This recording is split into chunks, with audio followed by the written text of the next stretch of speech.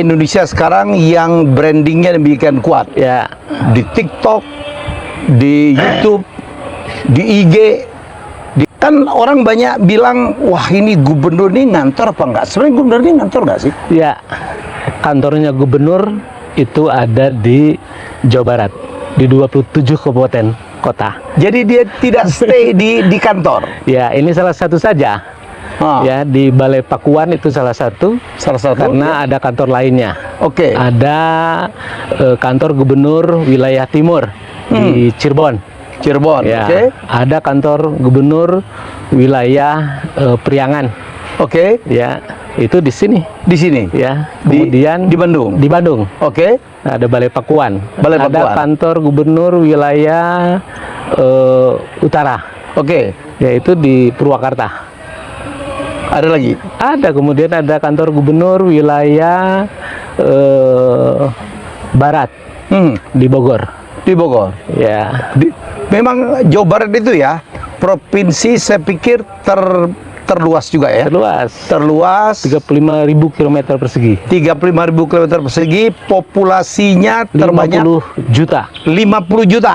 Ya, Hampir terbanyak setara di Korea Indonesia. Selatan. Ya, hampir sama dengan Korea Selatan. Hampir sama dengan Korea Selatan. Kang, Pak Gub itu pernah ngantor di Gedung Sate nggak sih? Ya, hanya beberapa kali saja, kurang lebih baru 3-4 kali.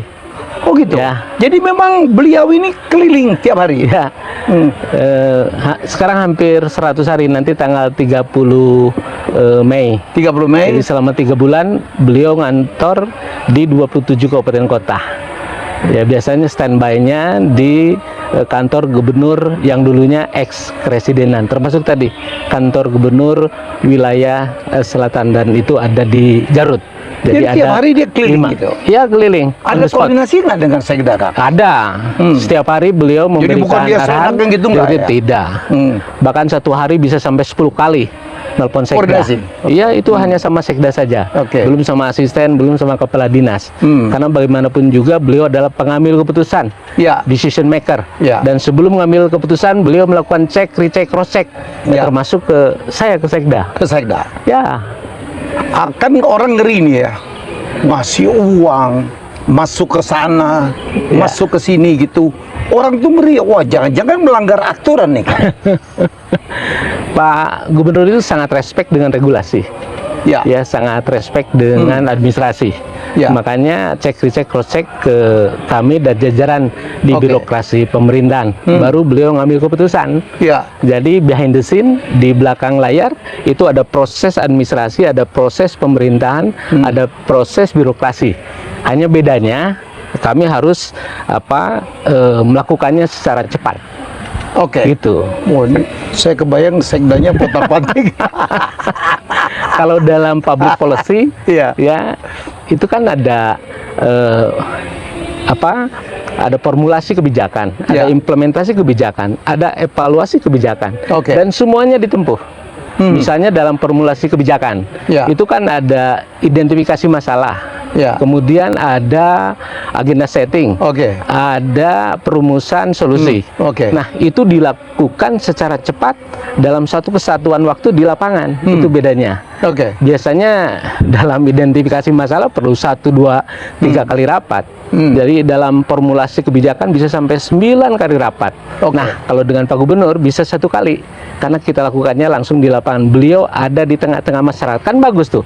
Bisa mengidentifikasi, bisa langsung melakukan agenda setting, sekaligus Langsung merumuskan solusinya. Dan Mungkin- kemudian kami membackup dari belakang. Orang kan kagum ya, Kang. Kadang-kadang kayaknya dia spontanitas gitu ya, improvisasi. Apa benar begitu, Kang? Saya Atau kira- memang itu semuanya sudah dipersiapkan? Saya kira semuanya by design.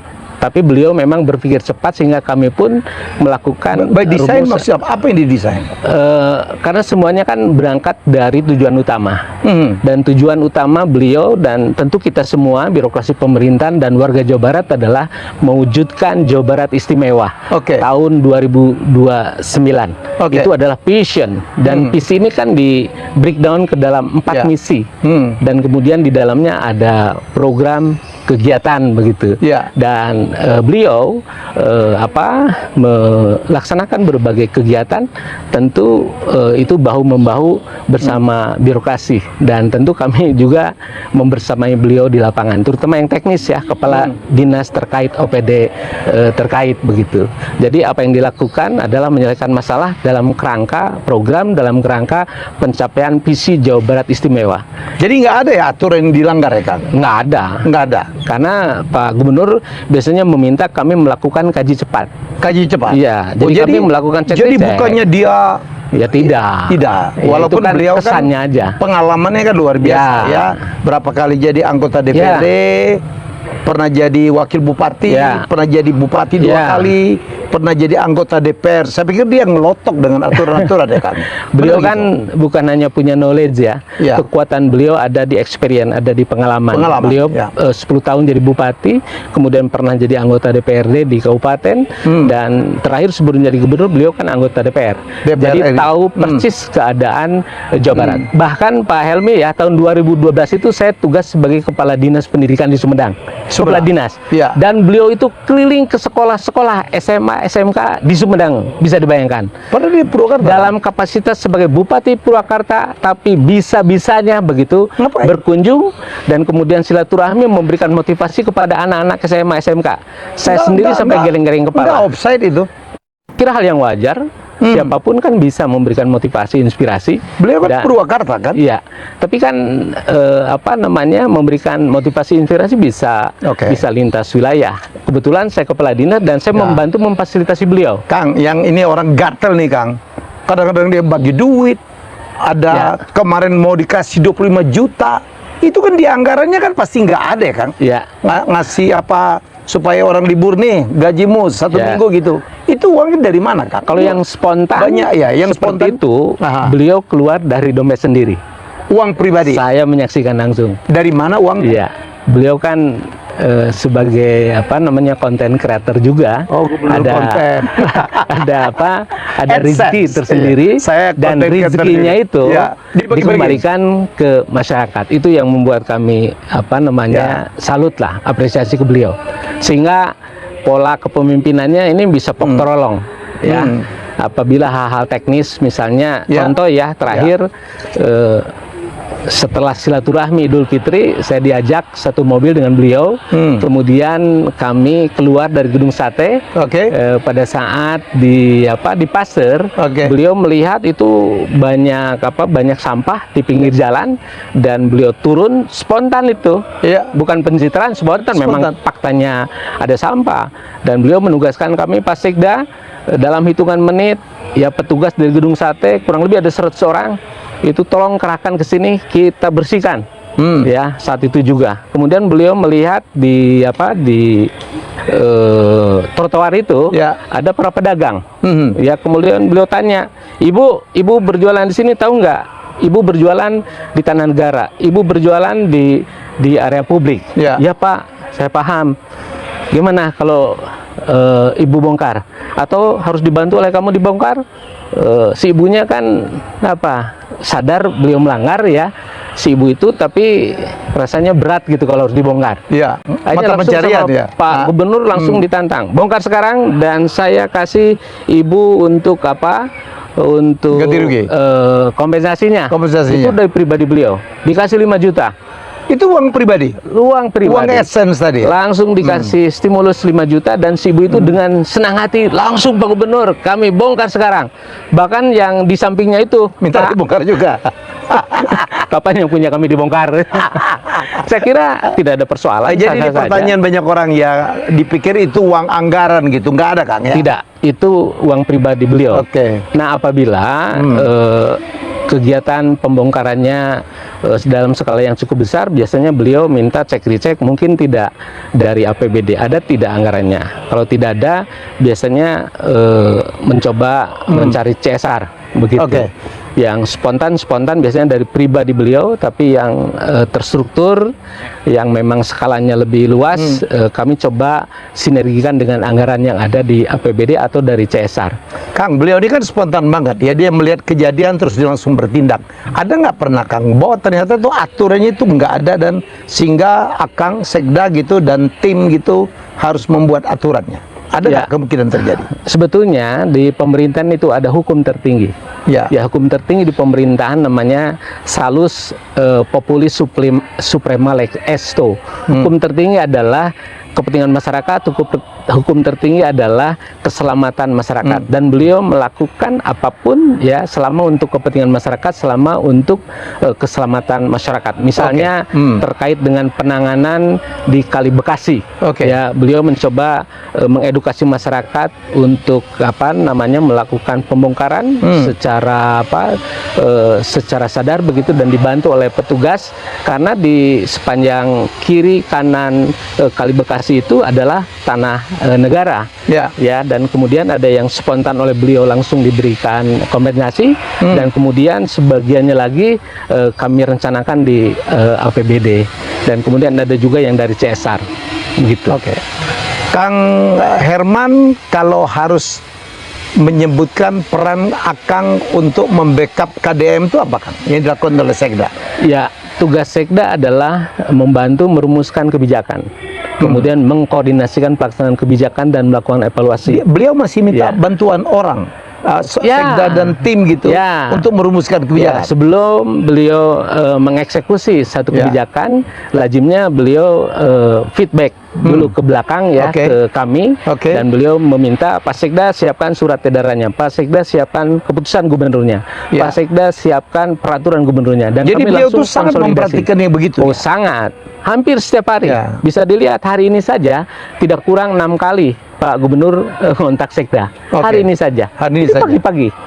Ya. Jadi Sekda standby terus tuh. Ya, standby 1 kali 24 jam. Semua hari kerja, semua jam kerja. Emang enak. Enakan gue dong bisa jalan-jalan. Luar Tapi biasa. kan ini patriotic call Pak ini adalah panggilan patriotik untuk mewujudkan Jawa Barat istimewa. Saya kira tidak bisa hanya bertumbuh ke Pak Gubernur, tentu kami di birokrasi juga harus pasang badan. Pak Gubernur model ini memang harus di backup. Harus seperti ini. Kang, cuma nanya lagi, ada nggak? Beliau ini kan melanjutkan melanjutkan dari pemimpin sebelumnya, minimal dari zaman PLT Pak Bey. Ada nggak dia ganti seluruh kadis atau apa Kang? Eselon 2, normatif aja. Tempo hari ada mutasi, rotasi karena memang kebutuhan organisasi. Ya, ada beberapa kepala dinas yang pensiun, beliau isi, dan sepenuhnya merujuk sistem merit. Jawa Barat kan sudah melaksanakan sistem merit, sudah menerapkan meritokrasi berbasis kualifikasi, kompetensi, kinerja, dan 100% ya Pak Gubernur mengembalikan kepada sistem. Kami ada talent pool namanya. Jadi iya, jabatan-jabatan yang kosong kami ambil kandidatnya dari talent pool. Ya, dan Pak Gubernur mengklarifikasi ini siapa orangnya, backgroundnya seperti apa, ya, kualifikasi, kompetensi, kinerja, dan kami siapkan datanya. Ya, dan orang terbaik ya beliau langsung memberikan atensi. Ya, 100% berbasis meritokrasi, sistem merit. Ya, karena Akang pun kan Sekda di zaman Pak Bey ya, zaman PLT betul ya. Langsung diteruskan gitu. Langsung. Jadi nggak ada cerita dia membawa orang sendiri, bongkar pasang, nggak ada Kang. Bahkan pada saat berbicara tentang penempatan orang-orang, kami menyiapkan kandidat berdasarkan sistem merit, berdasarkan talent pool tadi, dan beliau sendirian langsung, ya, berdasarkan keyakinan beliau, tidak ada orang lain selain beliau. Jadi kami dari tim penilai ASN langsung bisa berhadapan dengan beliau, diskusi, dan kemudian memutuskan. Ya, kami kan memberikan input ya berdasarkan data yang ada di talent pool, dan kemudian beliau ngambil keputusan. Dan pengambilan keputusannya 100% berdasarkan talent pool. Itu kan luar biasa. Satu lagi yang ditanya orang Kang, saya mau konfirmasi, beliau itu ngasih tahu nggak sih? Kadang-kadang orang pikir jangan-jangan KDM ini bangun pagi dia bikin ke Bekasi, dia ke Bekasi. Kalau dia pengen ke Cirebon, dia ke Cirebon. sporadis itu atau ada perencanaan? Saya kira yang kami pahami ya 3 bulan lebih bertautan dengan Pak Gubernur. Beliau mengawalinya dengan identifikasi masalah, dan masalah ini kan muncul dari media sosial, dari berbagai baru dia masuk media ya, media online misalnya. Dan saya kira sekarang kan zamannya zaman transparansi.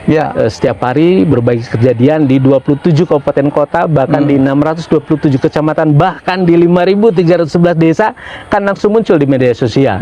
Dan beliau mulainya dari permasalahan konkret yang ada di lapangan. Jadi bukan sembarangan pergi aja ya? Tidak spontan seperti itu. Misalnya kemarin kan ada jembatan ya, jembatan Cijeruk yang ada di Kabupaten Bandung itu, ya, dan kejadiannya karena banjir kan, jembatannya itu putus, dan beliau langsung menginstruksikan agar teman-teman dari Dinas Bina Marga langsung ke lapangan. Hari ini kami menugaskan Kepala Dinas Bina Marga dan tim koordinasi dengan Dinas PU Kabupaten Bandung untuk langsung cek lapangan.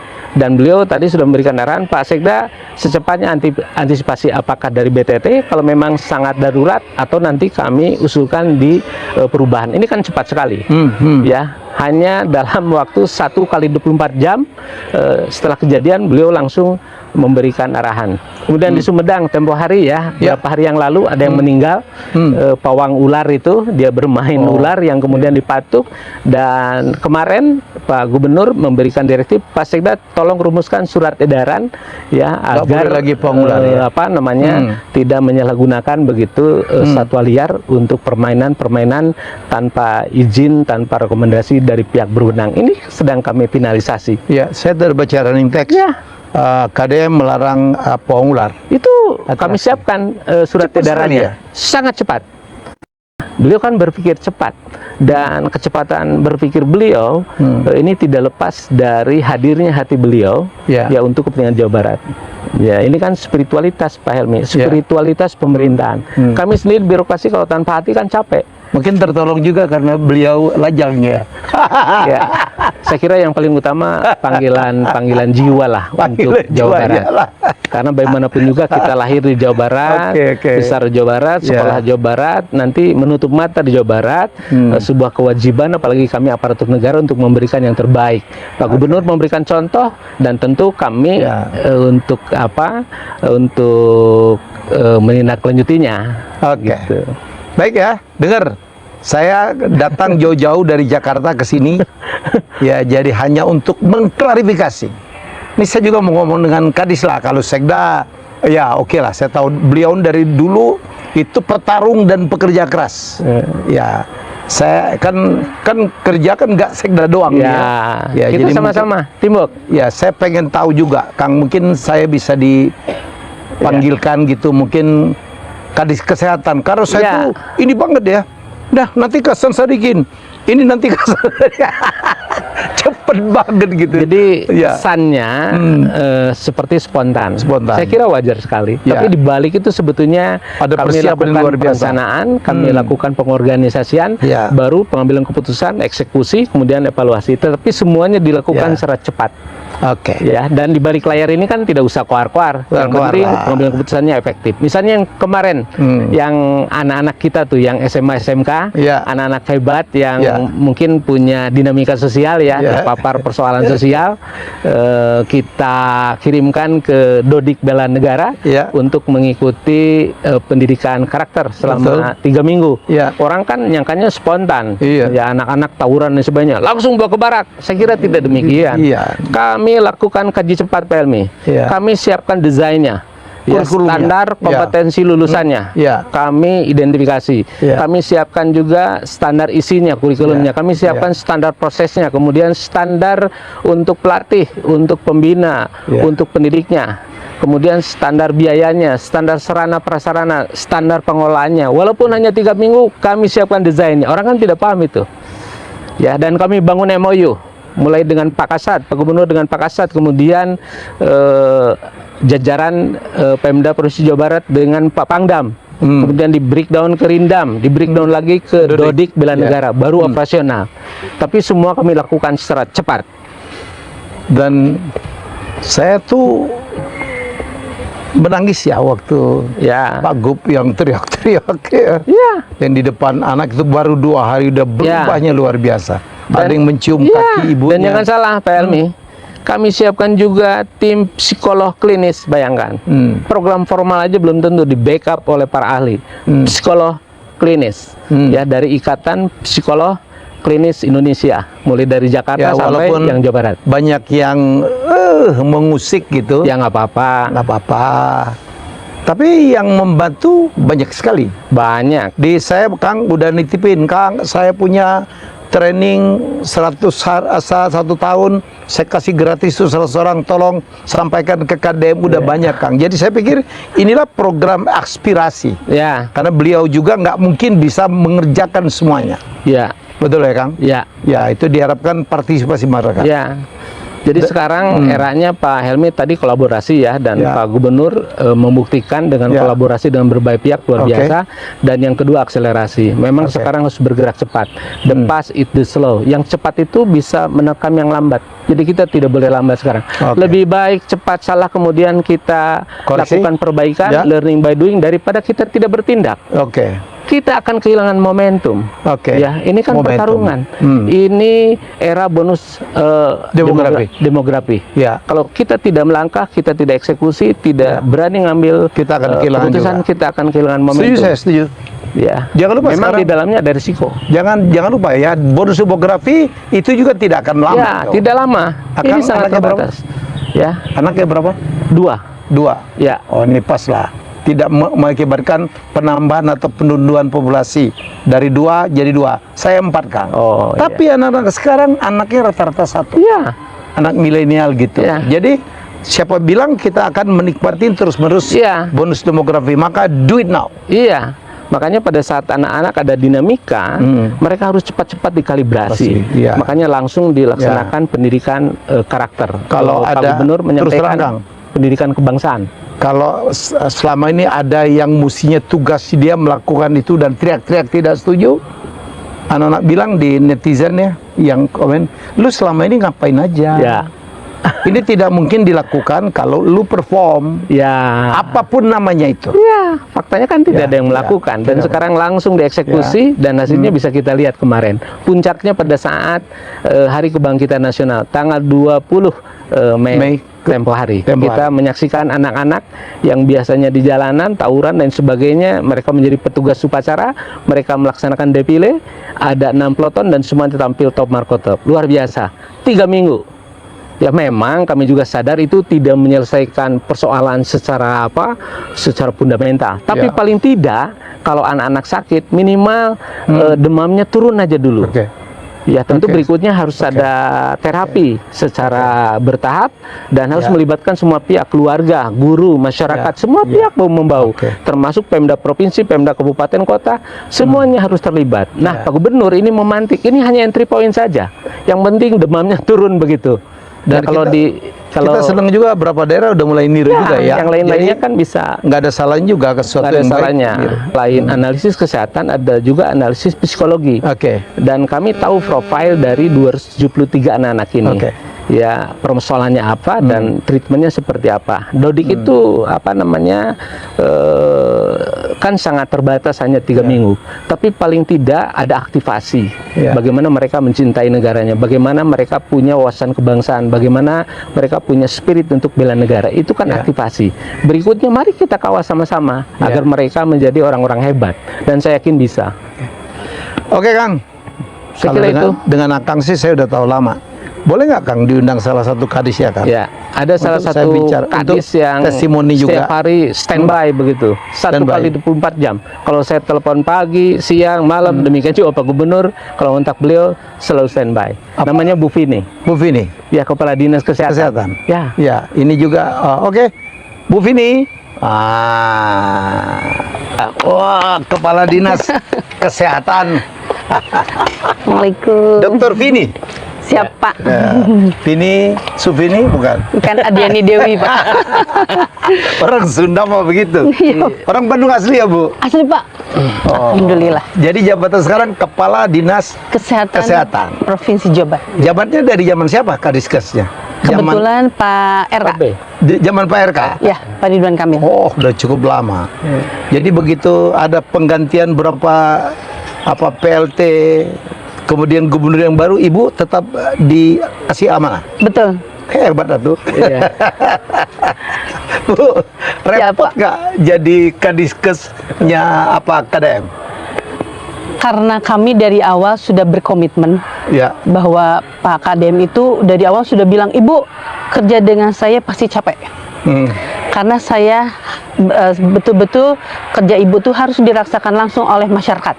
Oke. Saya bilang, siap Pak, 1 kali 24 jam saya siap. Ya. Wow. 1 kali 24 jam. 1 kali 24 Ya, jam. di kami ini sekarang ada tagline, Pak. Apa? Tagline-nya kalau kerja, sabubukna, Apa itu? sehancurnya, untuk kepentingan rakyat. Termasuk Petarung. opini nih, petarung. Tarung.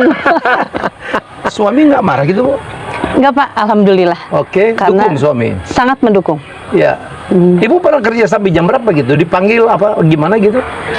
Saya pernah pada saat itu Pak Gubernur menyampaikan, Bu, ini ada kasus di RSCM, warga Jawa Barat yang perlu bantuan. Oke. Maka setelah saya selesai bekerja menyelesaikan dulu, saya langsung pergi ke Jakarta Pak, Oke. ke RSCM. RCM pusat. Iya betul, Rumah Sakit Cipto, iya, betul. oke. Langsung saya selesaikan permasalahan di sana, lalu saya balik lagi ke Bandung. Jadi Apa hubungannya dengan Jawa Barat?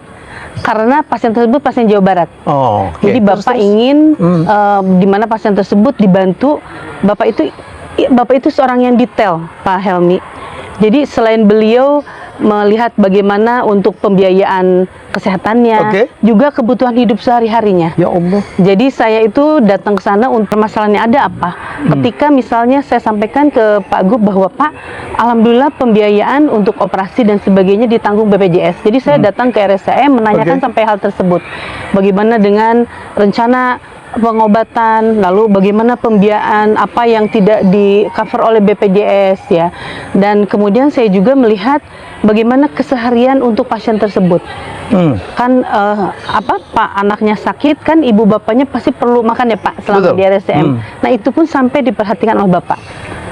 Kan nggak harus ngurus Kadiskes atuh. Ya dong. Karena Ibu panggilan itu kan pejabat eselon gitu. karena panggilan batin aja Pak. Kalau saya Tapi sifatnya ini perintah beliau memang harus Ibu betul. jalan enggak, sendiri. enggak. Sebetulnya Enggak. beliau tidak langsung suka memerintahkan Oke. juga. Jadi kalau dalam satu kondisi memang itu ada dalam jangkauan saya begitu Ya. Pak. Ya, kebetulan saya tidak punya tugas khusus yang Ya. tidak bisa saya tinggalkan. Oke. Saya biasanya memang sangat senang datang langsung dan menyelesaikan Ya. masalah begitu. Ibu tuh kan menjabat Kadiskes itu membawain rumah sakit yang ada di Jawa Barat ya. Betul. Ya. Itu kan nggak repot tuh, Bu. Beliau itu main kirim-kirim. Ini kirim ke sana ya. Ini kirim ke sana ya. Ini Ya. kirim ke sana ya. Jadi betul karena dari awal Pak Sekda juga sudah mengingatkan kepada kami bahwa kita harus bersifat responsif dan harus paham bagaimana keinginan Pak Gubernur. Oke. Baik itu dari mulai Pak B ya Pak ya, dan begitu juga Pak KDM. Jadi kami di Dinas Kesehatan sudah siap-siap Pak. Ya.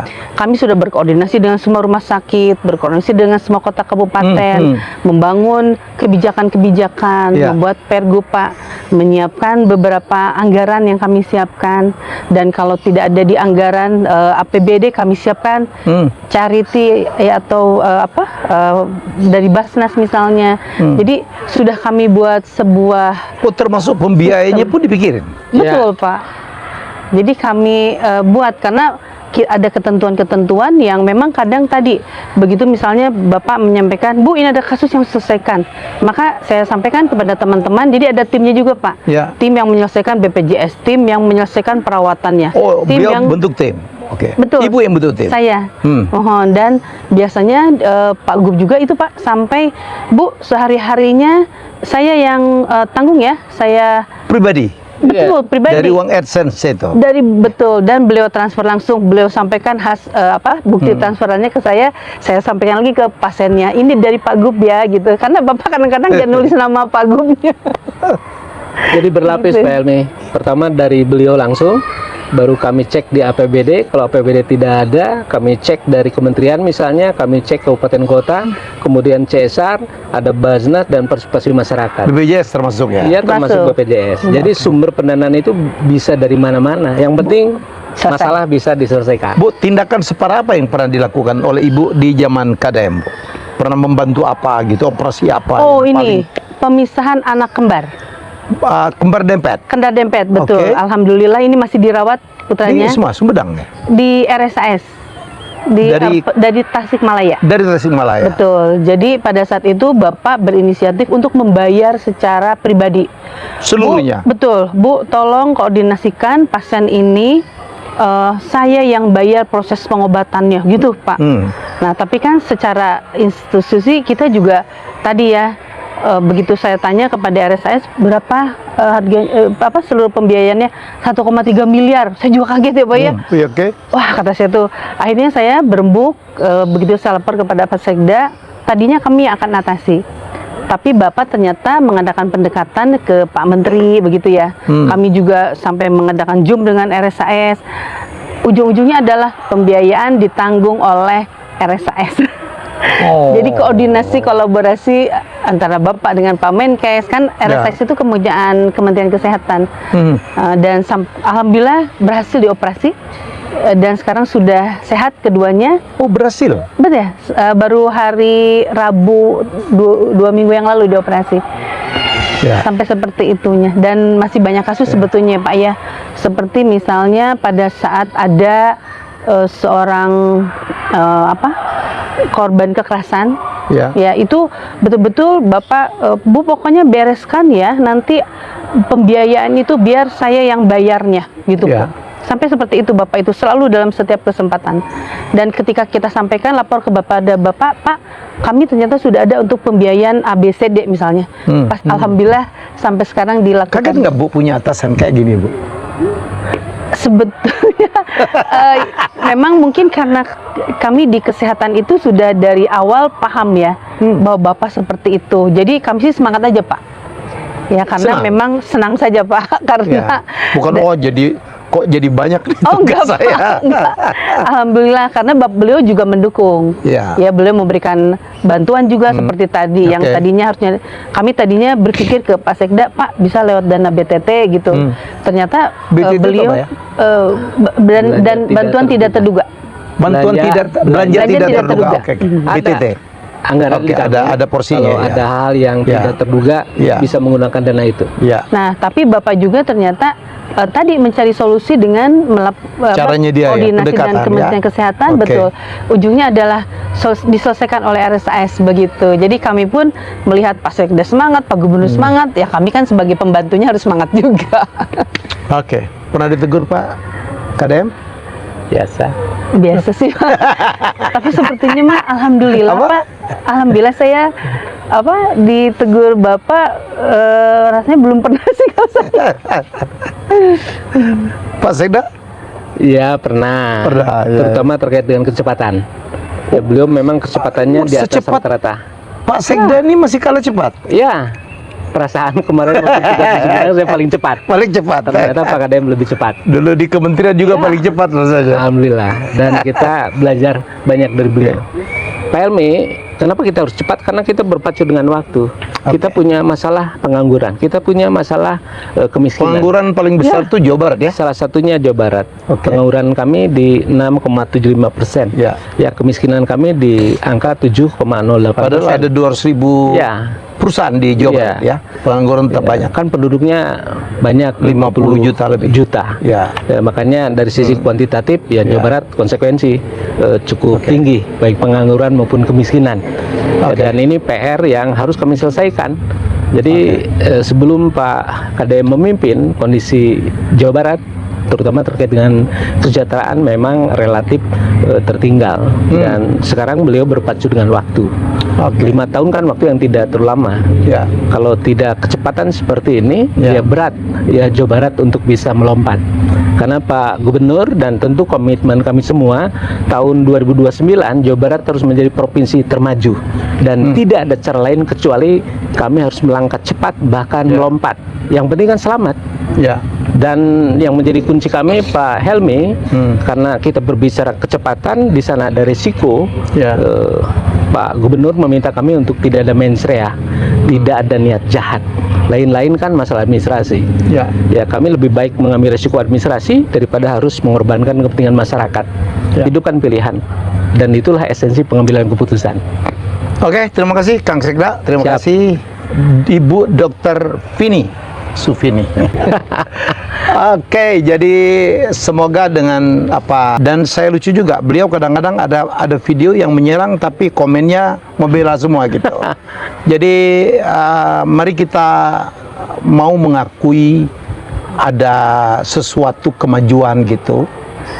Ada sesuatu tokoh yang memberikan contoh. Ya sudah lihat sendiri ya, beliau bergeraknya cepat, bukan direkayasa ya, semuanya ada perencanaannya, kemudian ada pengkajiannya, baru beliau bertindak dengan caranya.